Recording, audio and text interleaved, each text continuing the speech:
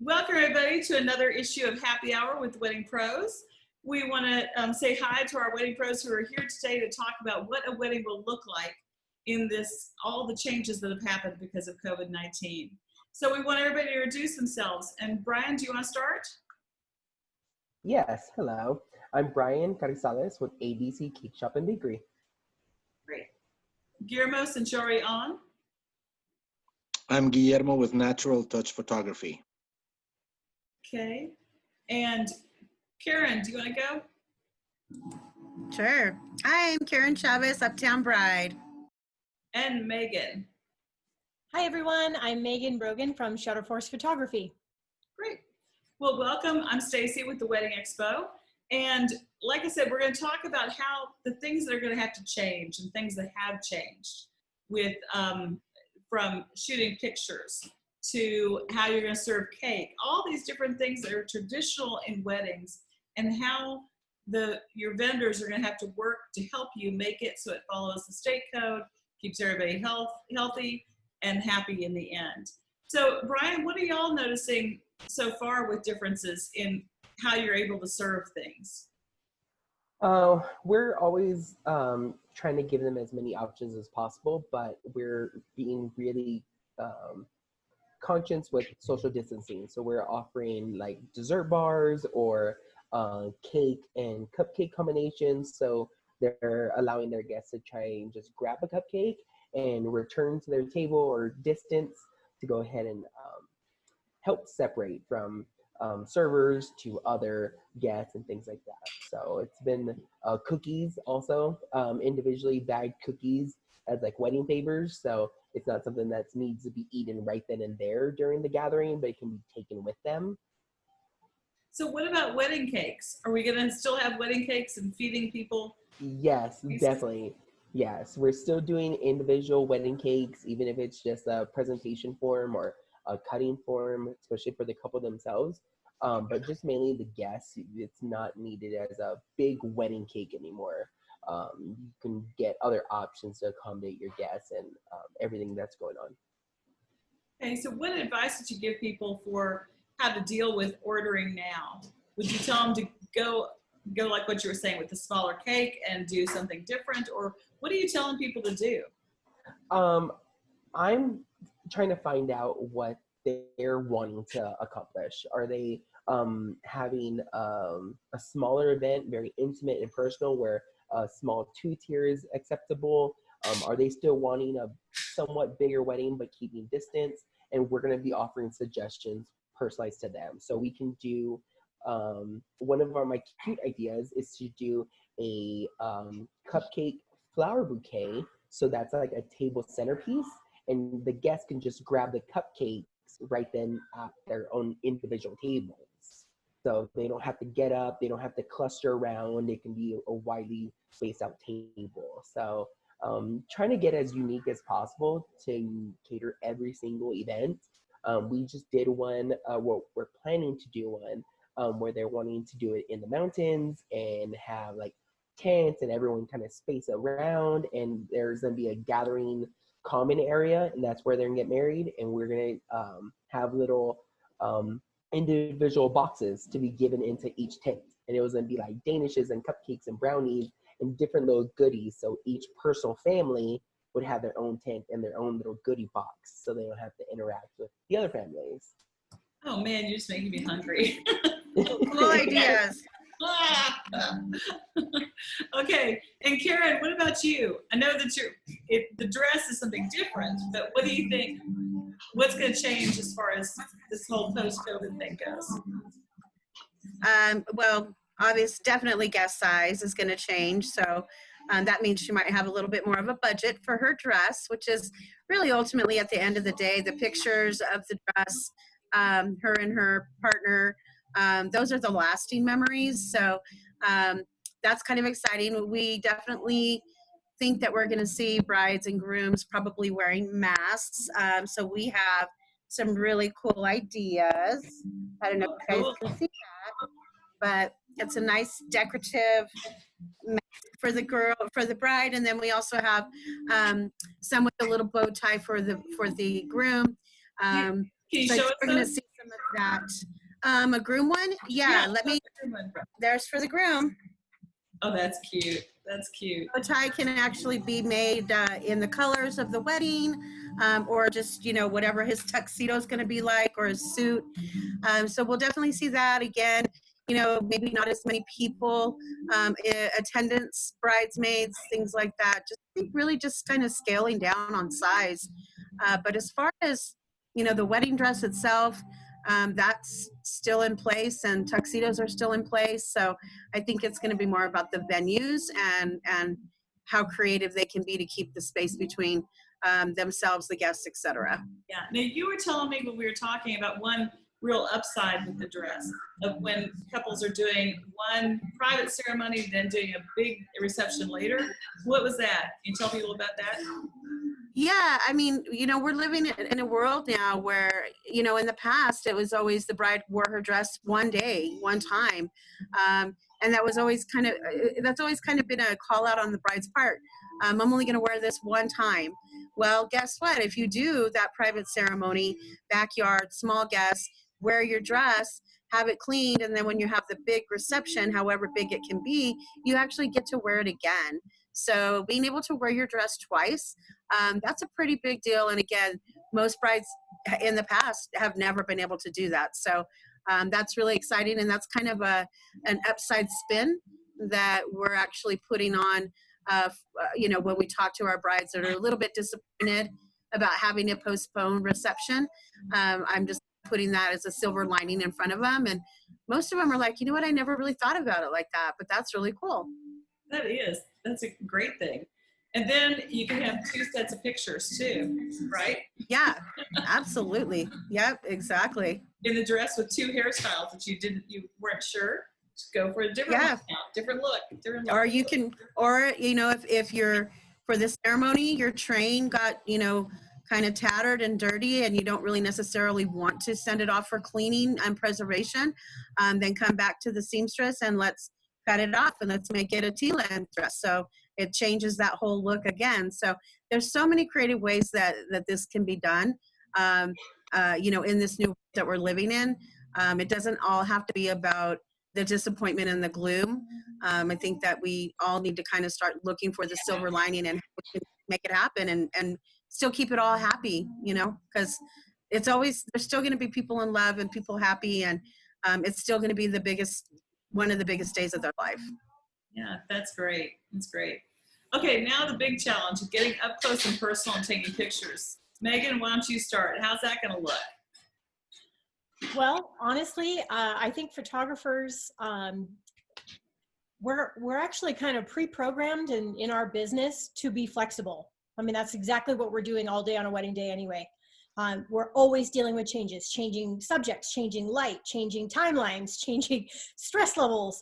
I mean, we're very adaptable by nature. And so, yes, there's all kinds of major changes. And the biggest challenge, honestly, is that we don't know how those changes are going to look a week from now, or a month from now, or 6 months from now, or a year from now. So our job as photographers is to constantly be changing and rolling with the punches, and finding those creative ways to make a wedding in this post-COVID world beautiful, intimate, interesting, visually stunning. You know, what is it going to be like when we shoot a wedding with 70 guests and they're all wearing masks and they're all 6 feet apart? Well, we're not going to just take a whole bunch of pictures of just that scene. We're going to have to get really creative. And one of the ways that we've been talking about doing that is getting creative with some of our family groupings. There are a lot of really neat photography tricks that we can do to actually make people look that they're closer to each other than they actually are, depending on the lenses that we use, the angles that we use. You know, we want to make sure that we're very conscious of everyone's comfort levels, and but we don't necessarily want to take an entire wedding of everyone wearing masks. You know, we want a diversity. We want to be able to see the smiles. Wedding day smiles are the greatest thing on the planet. And so we want to be able to figure out creative ways to do that also keep everyone safe. So it's going to be really trying to utilize the space that we're given. And honestly, you know, I think a lot of couples are really conscious about that also. They're also thinking about, you know, by changing their wedding day expectations to having a smaller ceremony with just the intimate family, and then planning for that big crazy rage party later on, a year from now, or a year and a half from now, or whatever, so that you do get that diversity. We're going to be able to photograph that moment in time, this moment in time that we're all trapped in. That is going to be something that we tell stories for as long as we're alive. So we want to be able to capture that, but we are looking forward to the opportunity to celebrate these big gatherings again. And a lot of it is just kind of us rolling with it and trying to be creative. We are still going to be able to photograph all your details. We're going to still be able to photograph all your dresses. We're still going to be able to photograph emotion. The eyes always tell the story anyway. A smile is a wonderful thing, and we want to be able to share that. But our job as storytellers is to tell things, as they are. And unfortunately, some of those events are going to be wearing masks and focusing on everyone's eyes to capture those emotions. And so it's definitely going to be putting all of our creative techniques to use. But we're looking forward to the challenge, and we hope that every single wedding is going to be different in how they decide to navigate these new challenges. And we're excited to kind of see where things go. Oh, and I loved what Karen had said about putting a new spin on it and approaching it in that way of getting to wear your wedding dress more than once. Sometimes we have brides that will wear their dress for an adventure session after their wedding if they want to take their photo in a beautiful location. If they wanted 350 wedding guests and they couldn't afford the venue of their dreams, then we can help them feel like that they got the most beautiful location by taking them a month after their wedding to put the dress back on. And it is remarkable when someone gets to put the dress back on, how powerful that moment is. Never mind, that's just with no guests or family or anything. So by doing it now and then getting to wear it again, even if you do make it T-length or short, or it gives the dress a chance to live its best life. And you really get to expand the number of photos and moments that you spend in it, and it could actually make it even more joyful than just a one day and then put it away. Yeah, so yeah, that's a great spin. It's true. It's not like we're saying something, but those emotions of wearing it again, of being shot in a different way, of even being shot with a mask on, that's still very poignant and very much a snapshot of where we were in time. And those pictures are going to be so, I think, precious to people, especially grandchildren and stuff. They're going to be saying, what? Oh, that was the pandemic. Mm-hmm. There's a lot of historical significance to that too. Exactly. And especially when there are so many creative solutions happening with masks. Just Karen's display of the bride and groom masks. We've got a lot of guests looking at getting, custom masks made as favors for their wedding. And that's going to be something that, we never thought that would be a part of the wedding planning process. But it is a whole unique thing. You used to worry about place settings and favors and, what you're going to do for desserts. And now what are their masks going to look like? And it just kind of, it's becoming part of that every day, that norm. And maybe someday we'll never have to think about them again. But for now, if it is the way that it is, we got to try to make the best of it. Yeah. Yeah. So Guillermo, what about you, and how is it? Because you've shot several things with the mask on yourself, right? Need to unmute you. There you go. There. I haven't shot anything with a mask. I shot the first wedding that got kicked out of Ladera golf course. So at that point, there was no masks yet. But, I think that what Megan says is all. I can't disagree with any of it.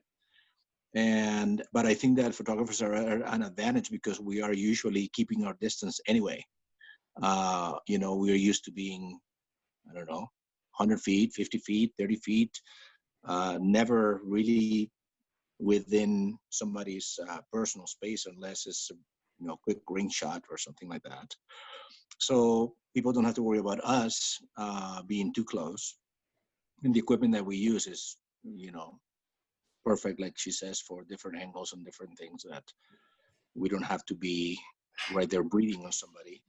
But I think it's good to have the right attitude about the whole thing and, be cautious, but don't be, don't make your wedding about COVID-19. Make it about your wedding, and just be cautious, not to get too close. With photographers, people love to hug photographers for some reason.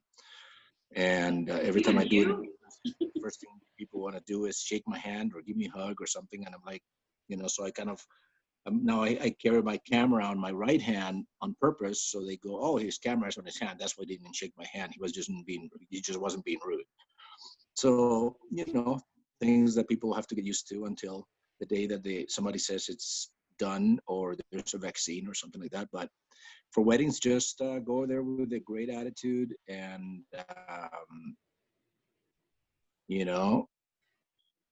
just let each vendor that we are professionals. We know we've already adjusted in our mind to what we need to do to be safe and to be professional and to still do our job.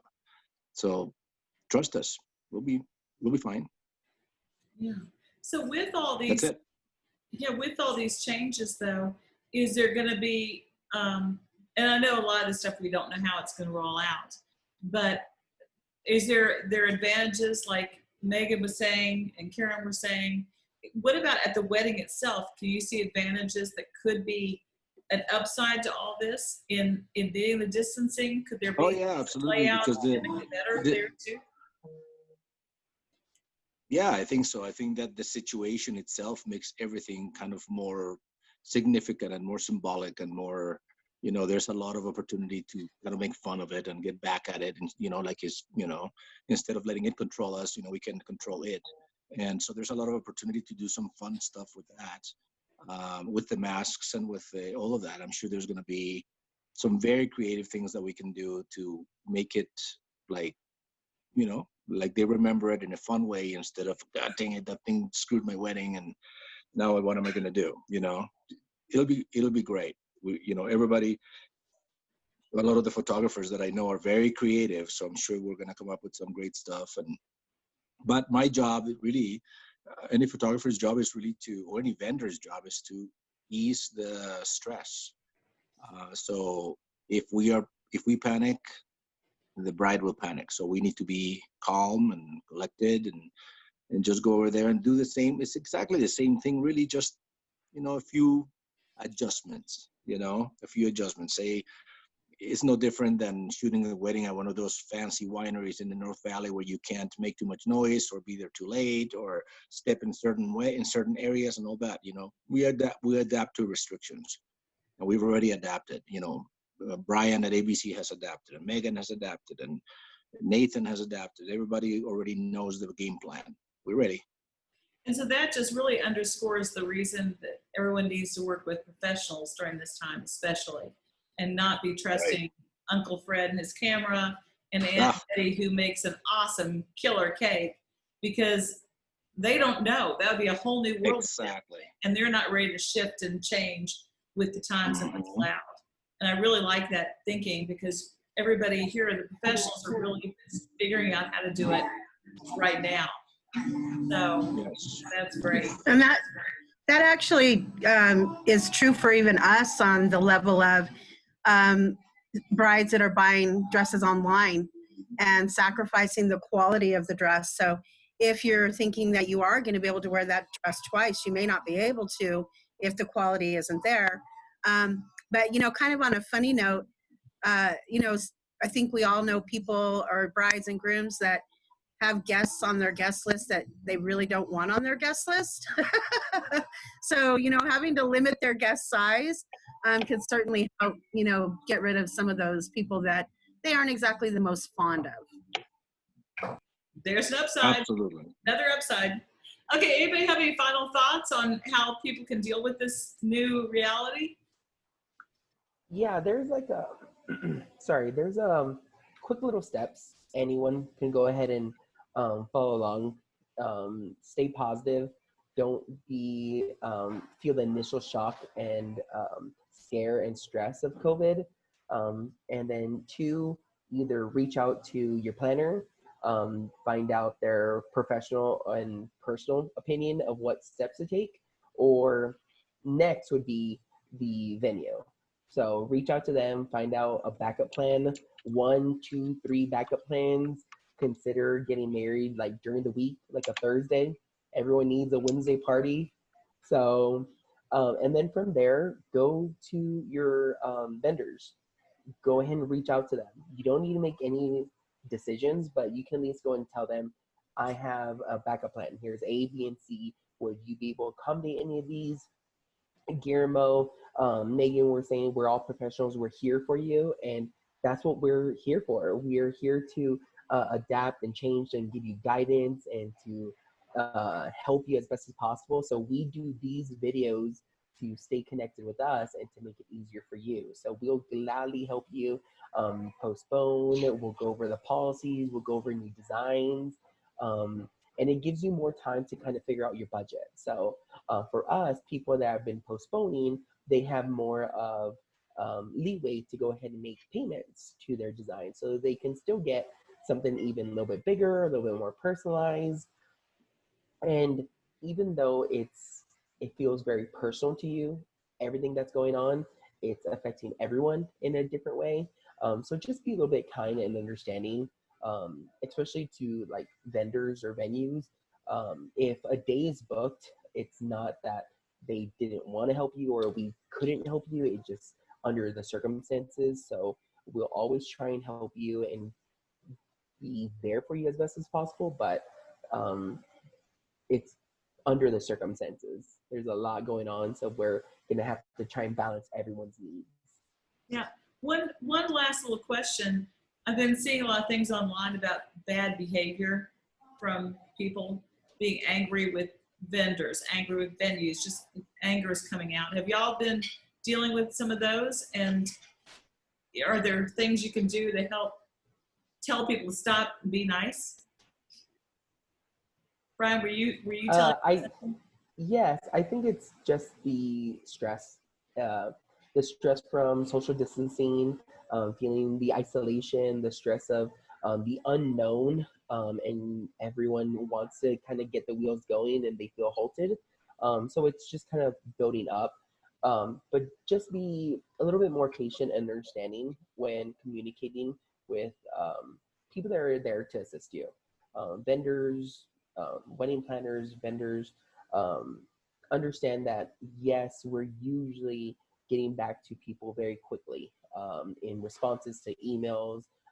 And yes, we may have more time now, but everyone's responding to us. And we're trying to give individual game plans to everyone's needs. So there's steps that we need to take. So it may be a while for us to get back to you, but we will. We'll go ahead and reach out to you. We'll take the time. We don't want to just reach out to you and not have anything to assist you. So just be understanding with the waiting process.